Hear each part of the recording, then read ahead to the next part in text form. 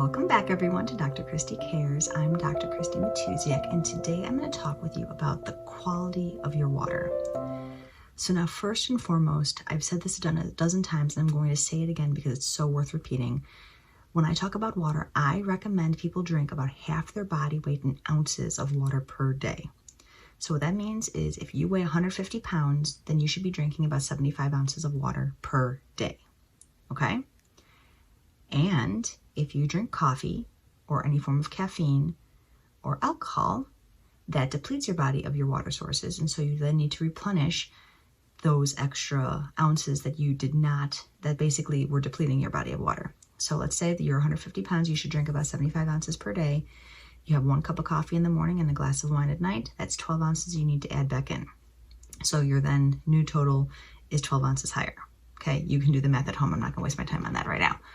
So that is the calculation I use to calculate exactly how much water your body needs every day.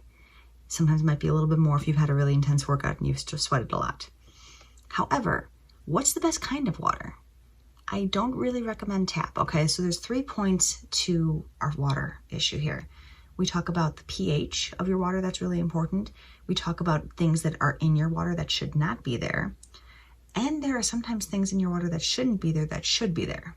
So first, let's talk about pH. The pH of your water should be about 7, maybe a little bit more alkaline. 7 to 8 is maybe 8.5 is kind of my preferred range of water pH, okay? Frequently, if you do test, and I have pH strips at my office, I've tested this before, you can buy different bottled waters at the store and test their pH and see exactly how acidic or basic they are. Frequently, waters that I've tested test only at like a 5.5, maybe a 6 on the pH scale. That's very, very acidic. Let's face it, our diets are acidic. What we put in our brains is just acidic in nature. At the very least, our water has to be alkaline to kind of give that balance to our bodies. And it's how it's found more in nature. So those are the things that I like to think about as far as pH is concerned. So look into that. pH paper is really cheap to buy. You can certainly do this and try it at home.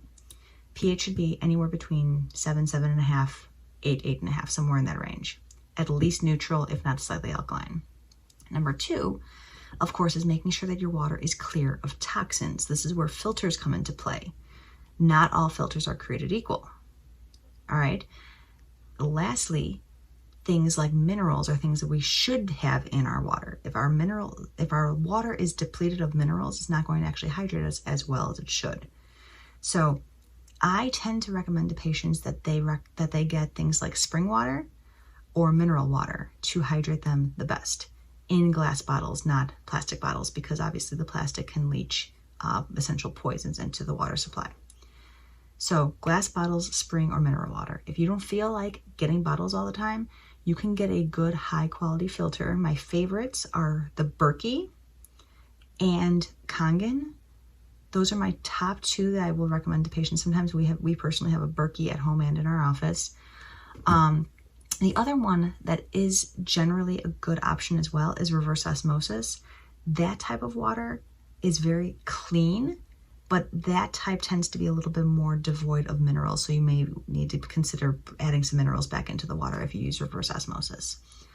That's kind of the snapshot of the water conversation that I wanted to have with you today. I just find this super important because I really find that if we're drinking tap, it's not going to hydrate us as well as other forms of water that are just cleaner and better for our bodies. So in some experiences I've had with patients, I see that they actually literally need to drink twice as much tap water to hydrate their body just as much as they would with half as much of good clean water. So if you're 200 pounds and you already have to drink 100 ounces a day, how about if we only drink 100 ounces a day instead of 200 ounces a day of crappy water that's not really going to do its job? So just some things to think about for you. If you have any questions, please post them below. I'm happy to have a conversation with you or do my best to support you as you navigate through this topic. I know it can be kind of confusing sometimes. Next week, we're going to talk more about diet. We're going to get into keto, paleo, what's really the best.